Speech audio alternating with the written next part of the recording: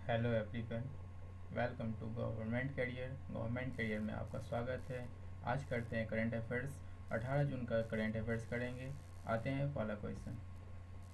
मखमलदकली अविल गाजिएव ने हाल ही में किर्गिस्तान के प्रधानमंत्री पद से इस्तीफा दे दिया। तो किर्गिस्तान की राजधानी क्या है? किर्गिस्तान की राजधानी बिश्केक है। किर्गिस्तान की राजधानी बिश्केक है। और इसकी करेंसी सोम है। और उज्बेकिस्तान की राजधानी ताशकंद है, उसकी भी करेंसी सोम है। और असनसियान की बात करें तो असनसियान जो हो गया तुर्कमेनिस्तान की राजधानी असनसियान, और इसका कैपिटल करेंसी मनात है। और कजाकिस्तान की राजधानी नूर सुल्तान है, और इसका करेंसी तेंगे है।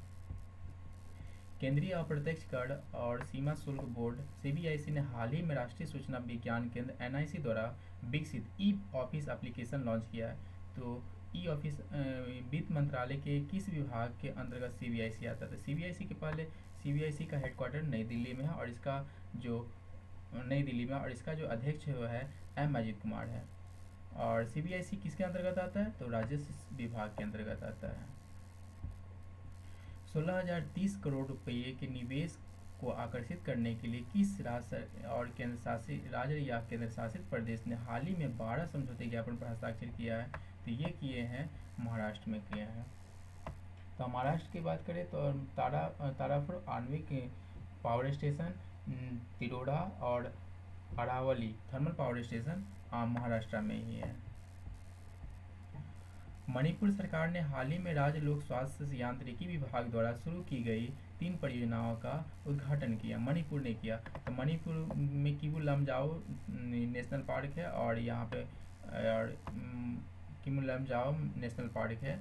और मणिपुर के सीएम जो होंगे एन बीरेन सिंह।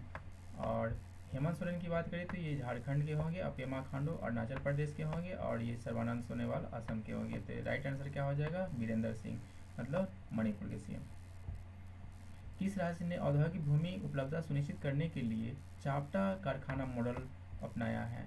तो ये जो अपनाया है उत्तर प्रदेश ने अपनाया है। और इसका थर्मल पावर स्टेशन नरोड़ा हो गया, रिहंद हो गया, अनपाड़ा।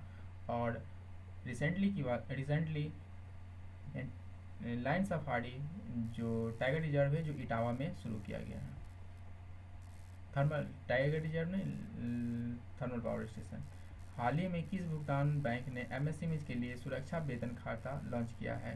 तो ये सुरक्षा वेतन खाता लॉन्च किया एयरटेल पेमेंट बैंक, और एयरटेल पेमेंट्स बैंक का हेडक्वार्टर नई दिल्ली, और इसका एमडी और सीईओ जो है अनुब्रता विश्वास। और पेटीएम पेमेंट्स बैंक जो है इसका हेडक्वार्टर कहाँ है? नोएडा में, और इसका एमडी और सीईओ सतीश कुमार गुप्ता।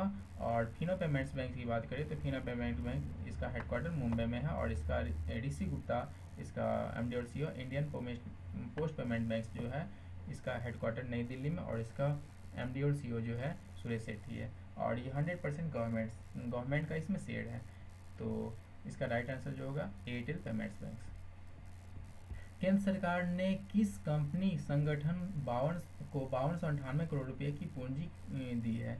मतलब 5298 करोड़ रुपए की पूंजी दिया है India infrastructure finance limited company, यानी कि आईएफसीएल कंपनी को दिया गया है 5298 करोड़ रुपया।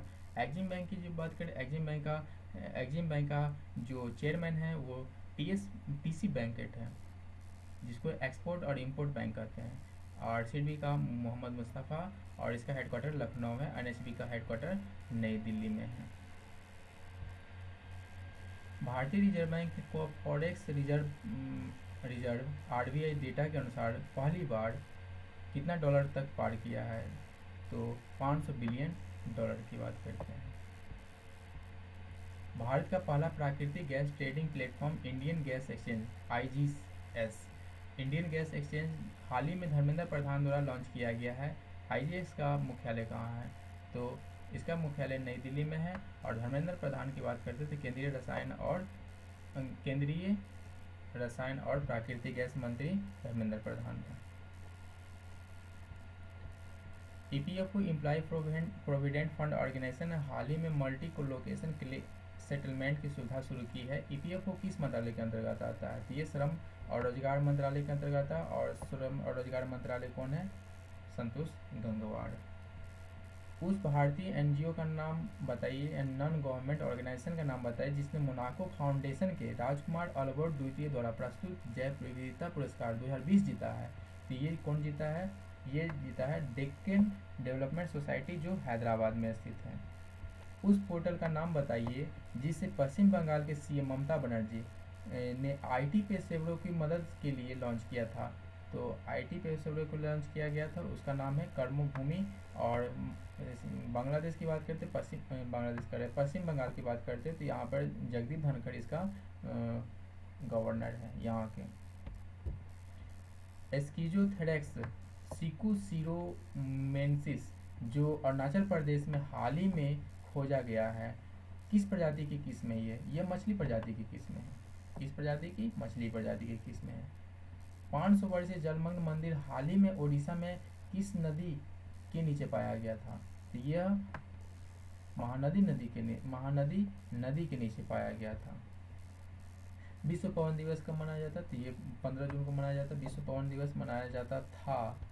और परिवार के प्रेषण के अंतर्गत अंतर्राष्ट्रीय दिवस को हर साल मनाया जाता है। परिवार के प्रेषण का अंतर्राष्ट्रीय दिवस हर साल 16 जून को मनाया जाता है। नई दिल्ली स्थित सीसीआई ने मैक रिचे इन्वेस्टमेंट प्राइवेट द्वारा निम्नलिखित में किस कंपनी का अधिग्रहण किया है, को मंजूरी दे दिया है? तो ये किया है 91 सड़क को मीडिया टेक्नोलॉजी प्राइवेट लिमिटेड और asset health and wellness solution private limited और एपीआई होल्डिंग प्राइवेट लिमिटेड, यानी कि उपरोक्त सभी को यह मतलब अधिग्रहण किया है। सिपरी ईयर 2020 के अनुसार किस देश में मौजूदा परमाणु वारहेड की संख्या के आधार पर भारत की रैंक क्या है? भारत की रैंक क्या है? छठा। और पहला स्थान पर कौन है? America. Thank you for watching.